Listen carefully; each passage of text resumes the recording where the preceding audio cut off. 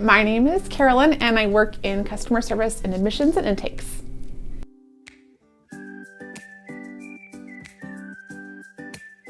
Before I worked here, I was a stay-at-home mom with 3 kids. I now have 5.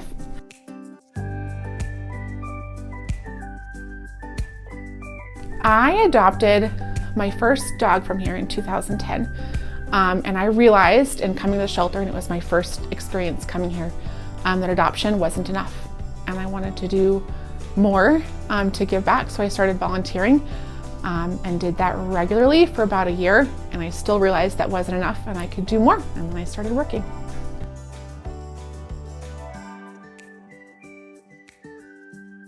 It's important for our community. Animals need a place to go where they can be safe and where we can help them, and people need a safe place to take their pets. I like helping people and helping animals.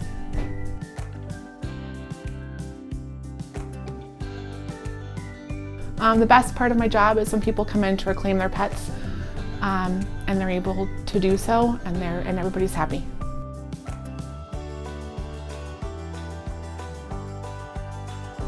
It's difficult because people come in and they're really sad.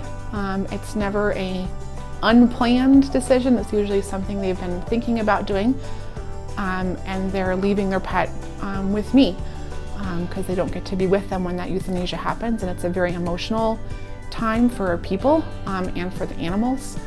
And it's very difficult to go from a very sad and personal experience to the next intake, which happens shortly thereafter, which can have a totally different vibe, and it's hard to make that switch from sad to happy very quickly.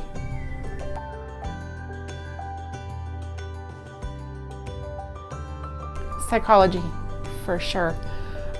People can't make good decisions when they're scared or stressed or upset.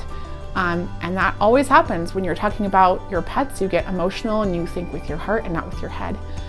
And so helping people to work through whatever problems they're going through when they're coming in to see us, it's all in their head. And so we have to help them through that.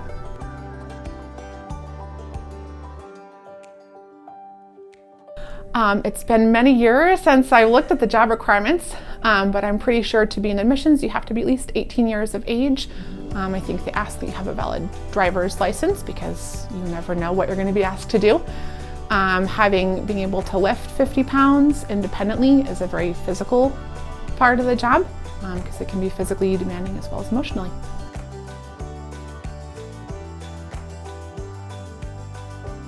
I would say start with volunteering. That's a good way to figure out if you like the environment, and it really helps you see sort of behind the scenes what's going on, and you don't realize until you're here what's actually happening.